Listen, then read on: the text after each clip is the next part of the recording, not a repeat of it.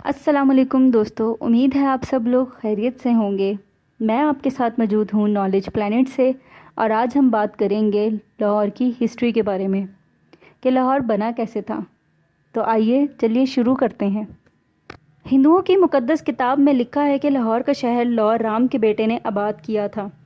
یہی وجہ ہے کہ لاہور کو لاہور سے جانا جاتا ہے۔ اس کے علاوہ لاہور کی قدیم ترین تاریخ کا ذکر سب سے پہلے 1982 عیسوی میں شائع ہونے والی کتاب حود العلم میں کیا گیا ہے۔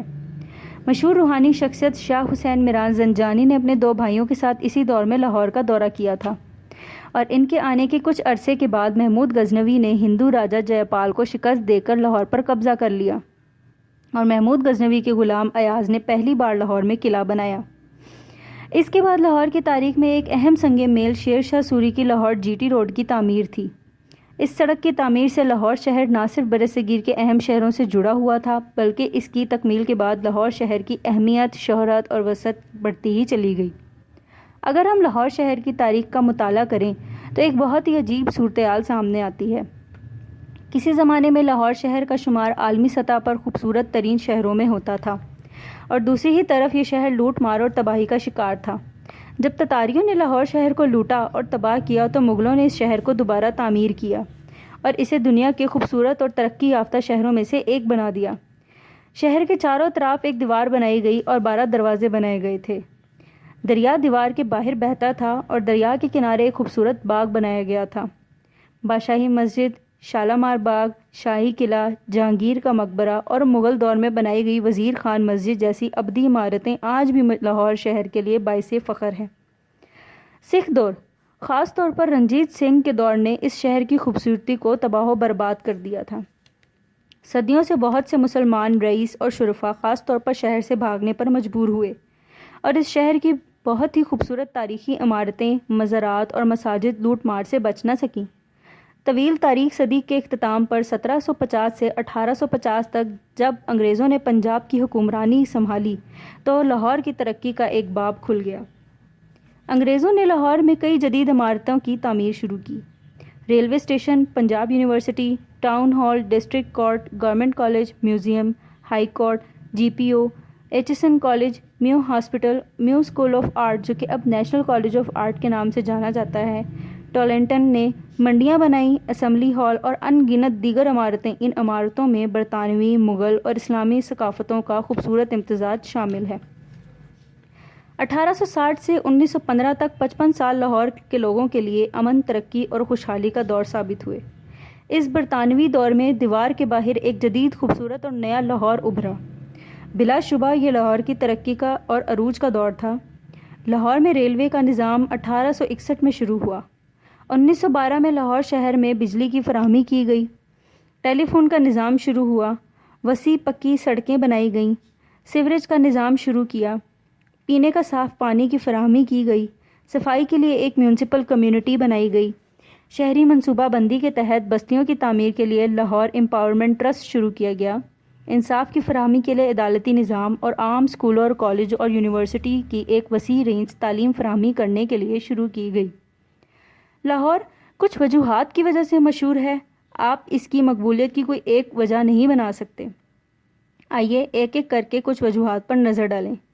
پاکستان کا دوسرا بڑا شہر لاہور ہے، جسے زندہ دلان لاہور کا زندہ جاوید بھی کہا جاتا ہے، اور اسے city of college, city of flower, city of park اور فلم سٹی بھی کہا جاتا ہے۔ یہ شہر جسے داتا کی نگری کا منفرد اعزاز حاصل ہے، آج سے تقریباً 1000 سال قبل دریائے راوی کے کنارے ایک ہندو بادشاہ لاہوت نے آباد کیا تھا۔ اس کی بدولت اس نے آج بین الاقوامی، تاریخی اور سیاسی اہمیت حاصل کر لی ہے۔ اس کی مقبولیت کی ایک وجہ یہ بھی ہے کہ یہ بیک وقت میں ایک قدیم اور جدید شہر ہے۔ لاہور اپنے کھانے کی وجہ سے بھی بہت مشہور ہے۔ ان میں کشمیری گیٹ کے گول گپے اور دہی بھلے، انارکلی کی کھیر، شاہی محلہ پھجا کے سیری پائے شامل ہیں۔ ان لاہور کے پکوانوں میں تباک، چرسی تکہ، دمبا کڑھائی، لڈو پیٹھیاں، قیمہ والا نان، پٹھورا، بونگ نہاری شامل ہیں۔ پاکستان کی سب سے بڑی فوڈ اسٹریٹ بادشاہی مسجد کی جنوبی دیوار سے ملتی ہے، جہاں باربیکیو کھانوں اور فاسٹ فوڈ کی اشیاء ہمیشہ ملکی اور غیر ملکی سیاحوں کے ساتھ ساتھ لکشمی چوک اور پرانی انارکلی کا جادو کرنے کے لیے تیار رہتی ہیں۔ گریٹر اقبال پارک مینار پاکستان کے وسیع علاقے میں 200 فٹ اونچی یادگار واقع ہے۔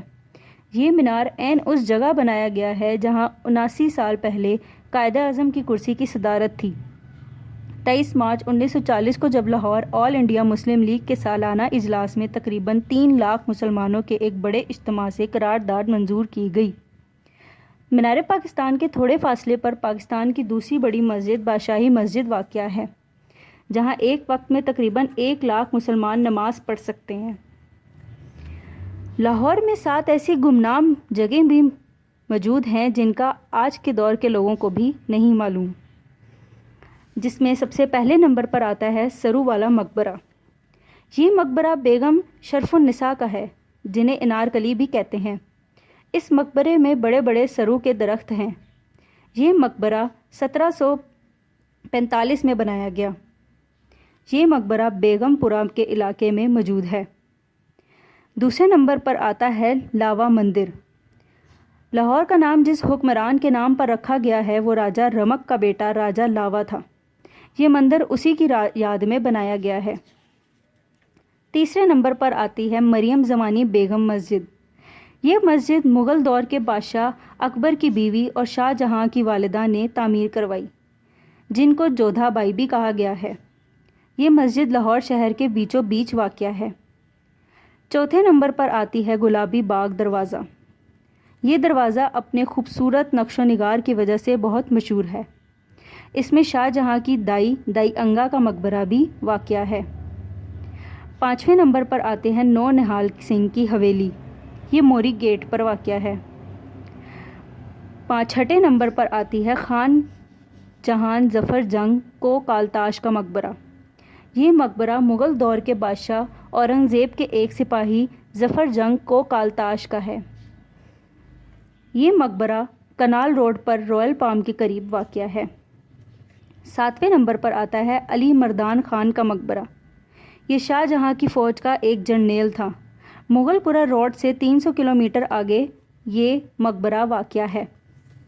تو اگر دیکھا جائے، فرض کریں آپ لاہور شہر کو سمجھنا چاہتے ہیں، اس صورت میں آپ سے لاہور کے بارے میں 2 مشہور اقوال سے سمجھ سکتے ہیں۔ پہلا، جنہیں لاہور نہیں دیکھا اور جمیا ہی نہیں۔ اس کا مطلب یہ ہے کہ جس نے لاہور نہیں دیکھا وہ ابھی تک پیدا ہی نہیں ہوا۔ دوسری، 7 دن اور 8 میلے میں گھر کیسے جاؤں؟ اس کا مطلب یہ ہے کہ لاہور میں اتنا مزہ ہے کہ میرے پاس گھر جانے کا وقت نہیں ہے۔ امید کرتی ہوں آپ کو میری یہ ویڈیو پسند آئی ہوگی۔ اس ویڈیو کو لائک کریں، شیئر کریں اور کمنٹ کریں، اور چینل کو سبسکرائب کرنا مت بھولیے گا۔ خدا حافظ۔